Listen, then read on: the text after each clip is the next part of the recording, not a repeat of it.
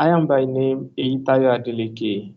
I am a 500 level student of Federal University of Technology, Mina, Agricultural Economics and Extension Technology Department. Hello and welcome to Obehi Podcast. I'm your host, Obehi A14, and I strongly believe that everyone has a story to share. Now let's get started with this episode.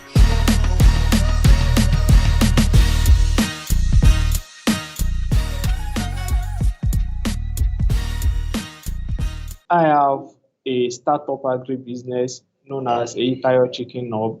I am the program manager for Tekija College Books, a program meant for undergraduate students and fresh graduates, where they are to learn about modern business techniques and how to advance their business mission. So I'm very happy to be around on this program this afternoon. Were you born in Mina? Can you tell me exactly where you were born? Give me a little background on that.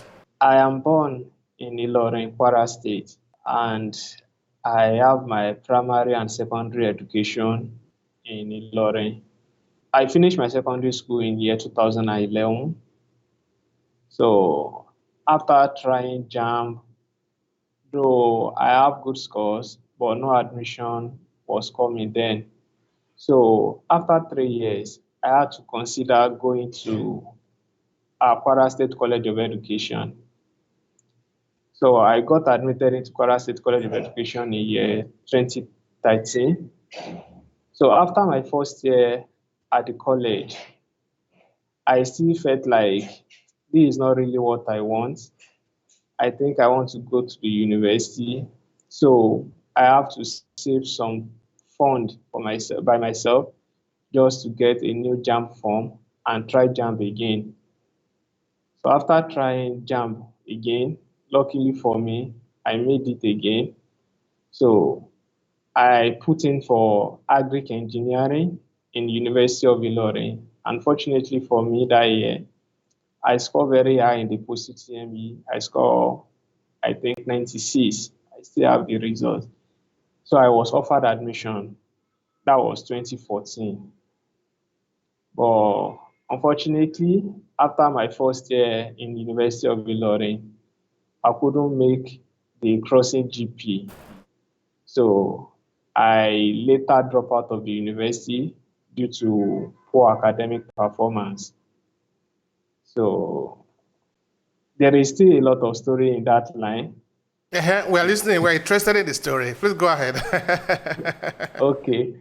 So after that setback, I couldn't inform my parents at home because I know the story behind how they are able to raise funds to settle all the bills for the university, whatever, when I gain admission.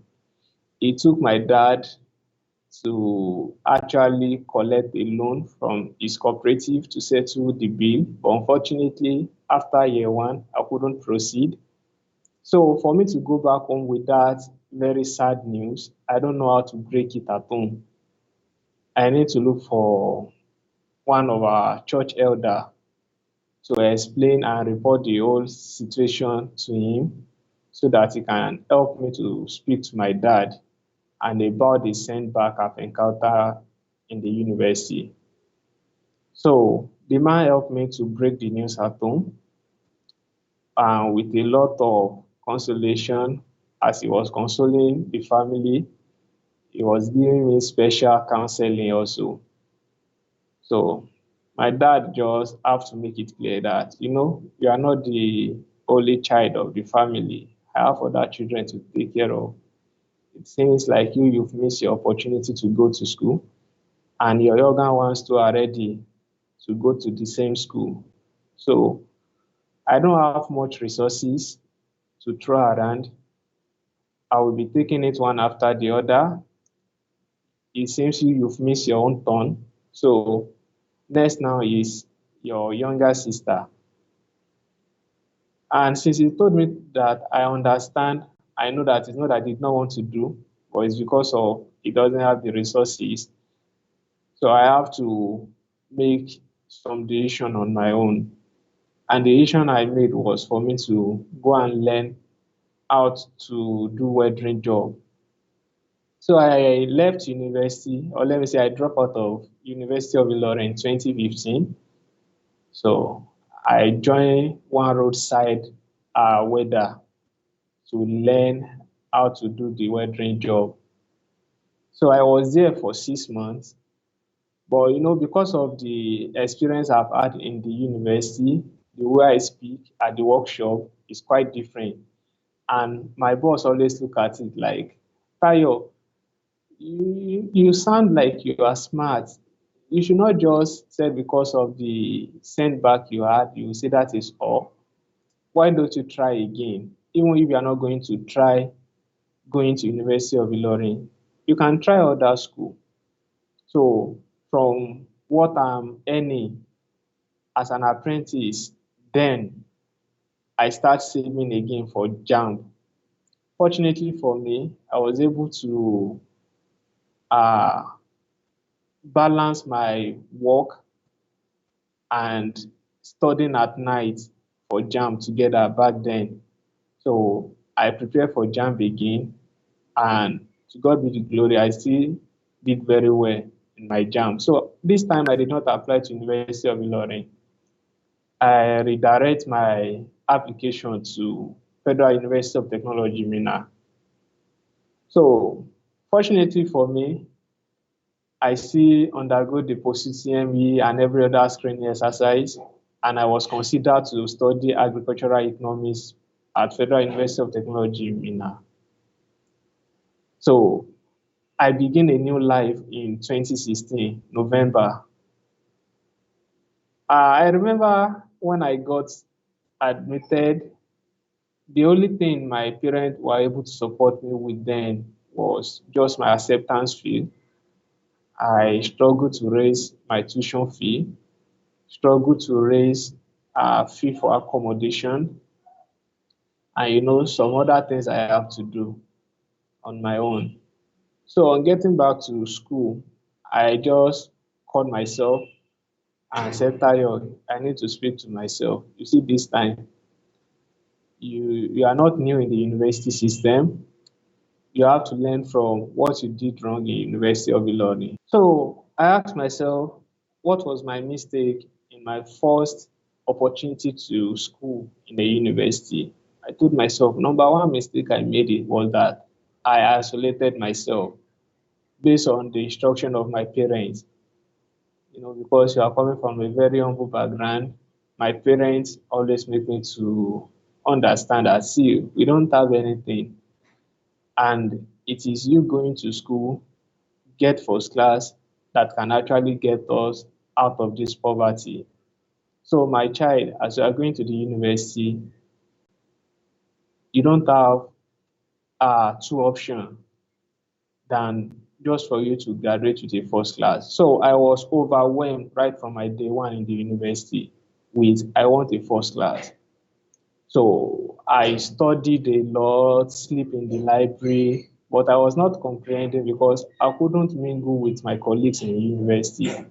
Immediately after class, I'm going to library or I retire back to another class to start studying.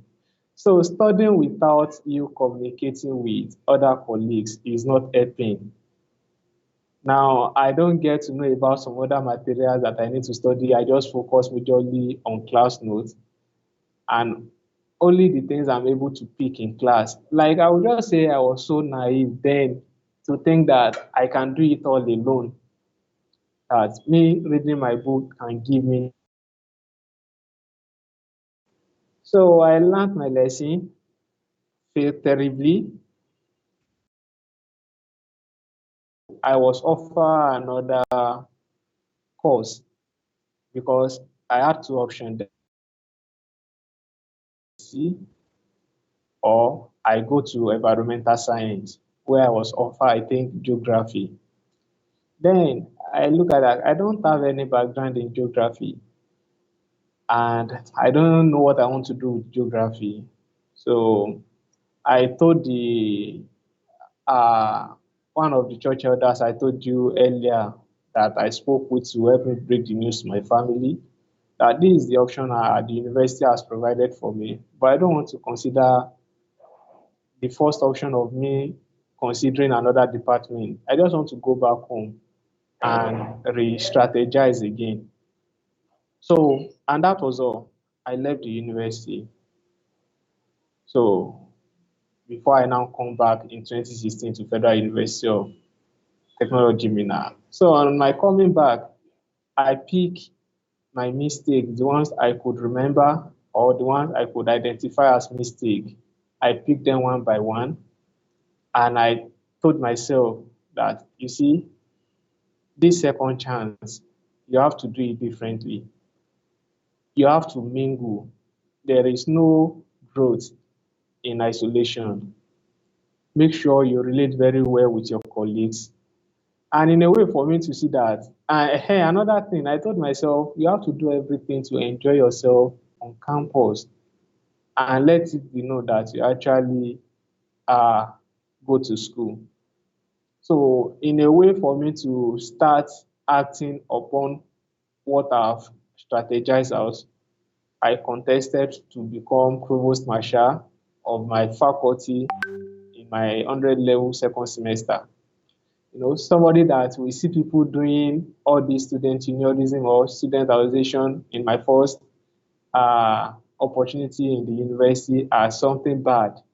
Now I'm taking early chance on going into student unionism, where I will be opportune to relate, guide, lead, and direct my co-students on how we should do things.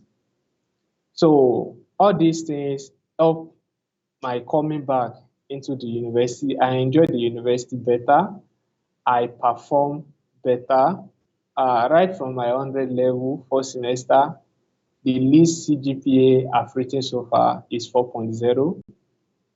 That is for my comeback. And I was not really taking things so seriously the way I did in my first opportunity. So that proved the hypothesis of there is no growth in isolation, which I identified very early before I began my second university journey.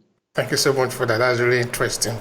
Now, tell me about the beginning part of your agricultural endeavor.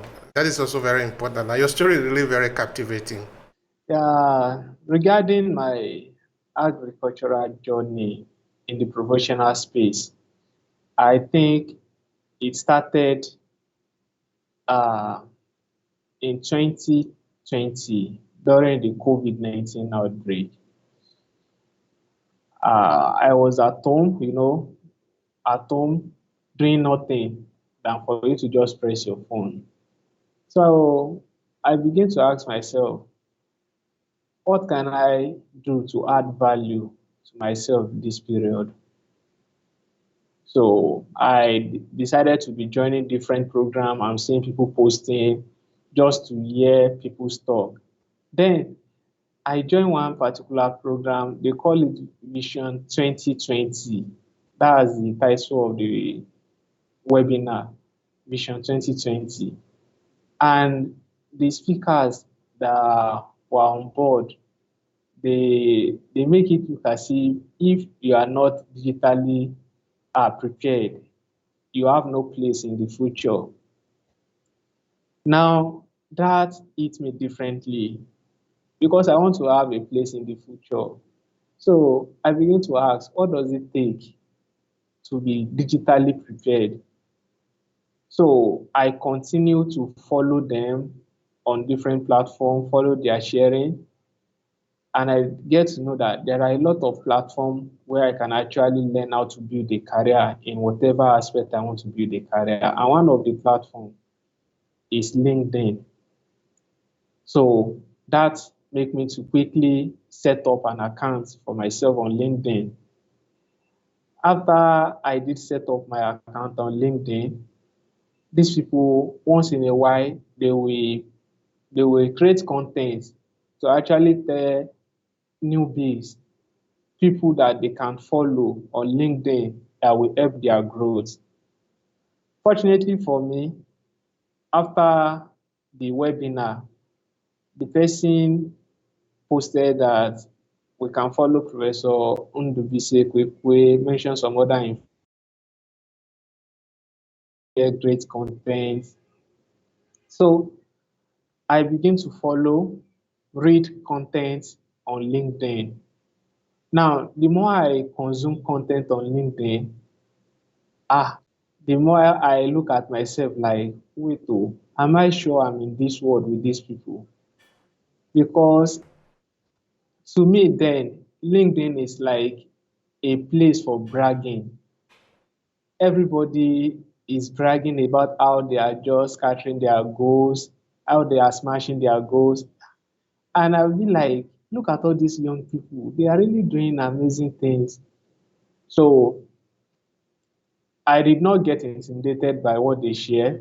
Rather, I was inspired and motivated to actually uh, think of what I can do to unlock the growth that is inside of me. So I begin to also look out for organizations that are into agriculture that I can work with. From looking out for organization, I first stumbled on the African Farmer Story, where I was privileged to work directly with Mrs. Victoria Madedo.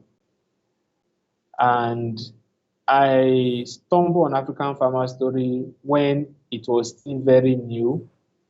Like it was when they are just launching that platform. So I volunteer with the organization as the coordinator of the secretariat, where I have to do a lot of work with other team members. So from there, I was trained on how to handle things professionally, how to approach issues professionally, and how to be intentional about things I put on the internet. So that began to change my perspective.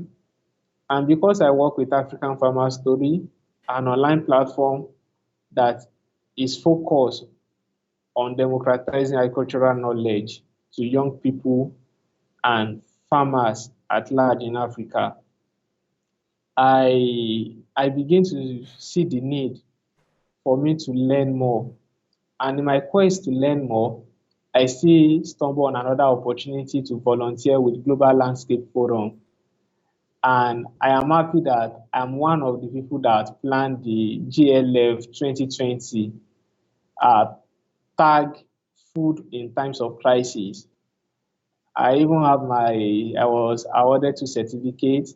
I'm always happy to see those certificates anytime I'm checking my document because it really meant a lot for me. So from there, I have an international exposure to the world view of agriculture and how people are using knowledge to make food available for consumers.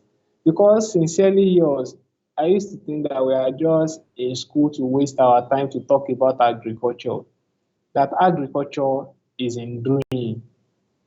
Not until when I begin to associate with all these platforms that I begin to understand that firstly, whatever you see in the physical, you have to firstly have the uh, theory of it. You need to know the theories of whatever you want to establish in the physical. That helps you to go with more confidence and it helps you to deliver as an expert. So it now begins to make sense to me, the essence of school, when I begin to associate with all these organizations, because I see that the knowledge I'm keeping in my head, they really have use. It is not waste of time and it is not a scam.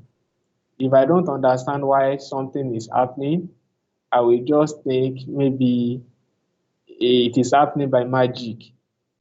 But if I have the knowledge, I will know that uh, this is what is expected if I should do this. This is what is expected if I don't do this. I will be able to even measure if there is a progress in what I'm doing or not. I will be able to tell if there is a future in what I'm trying to accomplish or not. So it is just the game changer for me to begin to associate with all these great organizations. So now they bombard me with the orientation of now you are a global citizen, you have no limit to the number of opportunity you can access, and you should not be complaining of opportunity. You know, all those theories they tell you uh, in class and in all those webinars. So the reality now begins to eat on me when I begin to view the world in a different way. I begin to see the world like there is abundance of opportunity indeed, which are always there for me to tap in. So I begin to identify those opportunities and tap into them one after the other. And that helped me to actually uh, plan my business because I don't just launch my business. I firstly plan it.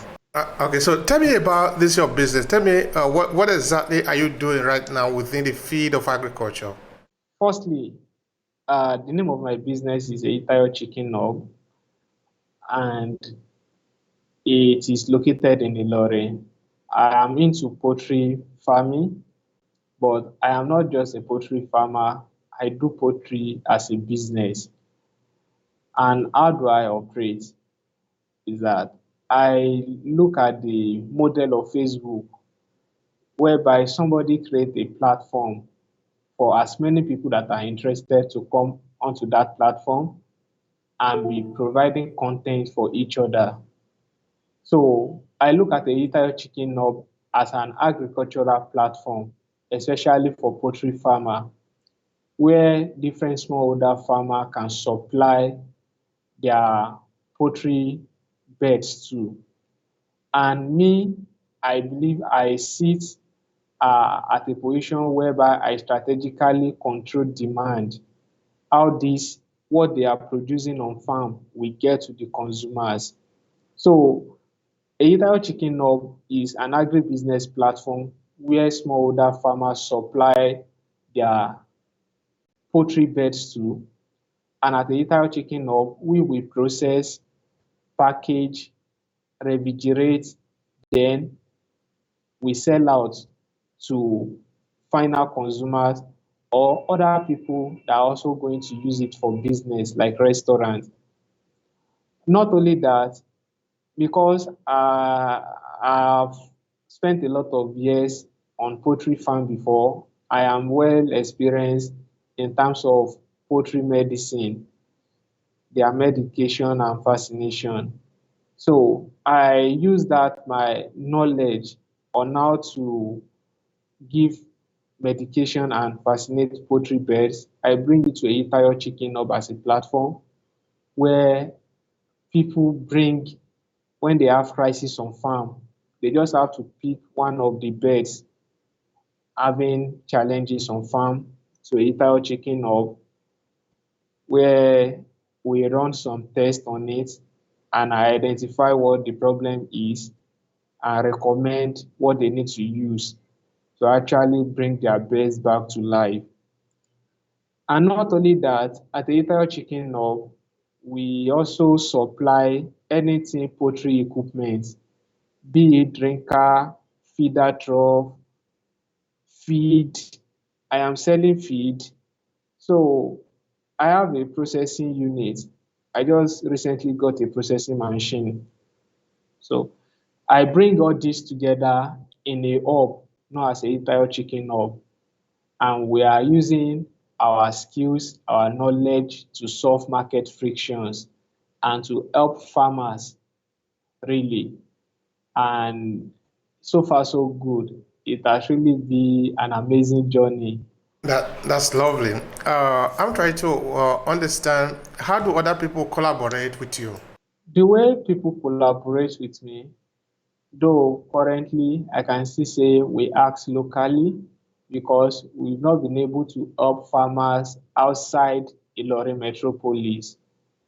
The reason is not because we are not willing to help, but it's because for now we still don't have the resources to render that help that they need.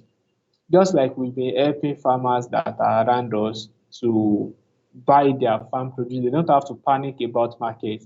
They already know our standing market price for their birds, and we buy per kg. So my collaboration is always with other local farmers that, okay, I am going to buy your birds at 6 weeks at an average rate of 2.5 kg, and I'm buying at so price per kg. So the local farmers target is that, okay, at 6 weeks, I have to do everything to make sure that my birds are well fed to attain that 2.5 kg body weight so that Eyitayo Chicken Hub can buy from. So there is a kind of collaboration between Eyitayo Chicken Hub and local farmers. That is one. Another part of our collaboration is we collaborating with restaurants and other frozen food retailers in Ilorin metropolis. Since I told you earlier, I have a processing unit. We process these farm fresh poultry birds. Immediately we get them from farmers. There is no need for us to keep them again and keep feeding them. We put them into the slaughtering house, slaughter them, they go into processing, then we make it available for retailers or restaurants who are going to make it available to the final consumer. So you can see we have two sides of collaboration. We collaborate with farmers and we still collaborate with people that are making food available on people's table. What about the marketing? Do you want to say anything relating to how these products are marketed? If maybe that is also part of what you do in your platform? Yes, I do. Without market, you don't have a business. Like Prof. We say the world is the market. And until you are able to make people aware of what you are doing, you are actually doing a bad job if you are not creating awareness about what you are doing that you think can help humanity. So we do everything to market. Like I pay for billboard in Ilorin, though currently I can only afford paying for two. It's very expensive to pay for billboards. So where the message And is what does those one cost? Like about is it something that can be afforded by average poultry farmers or say average farmers in Nigeria? no, it costs 100,000 naira per month. That is for the strategic position I want them to be mounted. It costs 100,000 naira per month. And the reason is that I know my focus is to control demand. I want people, anytime they need chicken, that the next thing that will come to their mind is Eyitayo Chicken Hub. So I want the message to be so clear to the audience, to the market, that you can get your chicken at Eyitayo Chicken Hub. So not that I have that money, but I do everything to make sure I raise the money and mount those billboards. Because I look at it, if I go online to go and market what I'm doing, it is easier for you to sell to the global market online than selling to a particular location. In fact, I am not sure I can capture all the markets in Ilorin because it is well spread out. But where I am seated, I make sure my awareness is massive that if you are living around that place, chicken, and you are not having at your backyard, the next place that comes to mind is a Eyitayo Chicken Hub. So I really spend a lot of money on my marketing because I know my customers are the biggest investors in any business. So I don't joke with them. I don't play with their attention. I do everything to get their attention. All right. Because you spend a lot of money in this marketing, And of course, your objective is to sell. What can you tell me about the return on investment? Are you able to recuperate the money? Are you able to make enough money to sustain the business? Yes, one thing is that until you try to create that awareness, you won't know that people really need your products. Even me myself, I did not believe people are really eating chicken the way they are until we really take the business very serious. I used to think that chicken meat is just for festive period, but lo and behold, the chicken price is even very competitive right now in the Nigerian meat industry. Like it is more cheaper than any other meat right now in Nigeria. A kg of beef meat goes for as high as 3,000 naira right now in Ilorin, but we sell a kg of chicken at 1,600 naira. So with 1,600, people can put meat in their plate. It increase our customer base, because one thing I learn, I don't just go and run ads and bombard my audience with too much messages. That is one of the reasons why many people don't really get results on the ads they are running. They bombard their audience with too much messages, but uh publicity advertisement is not done that way. Just make the message to be specific, so that the audience will comprehend very faster, and they will remember what the message is. Not me telling them I want to buy chicken from them and I still want to process chicken for them. I want to sell chicken for, I'm making the message to be complex that way.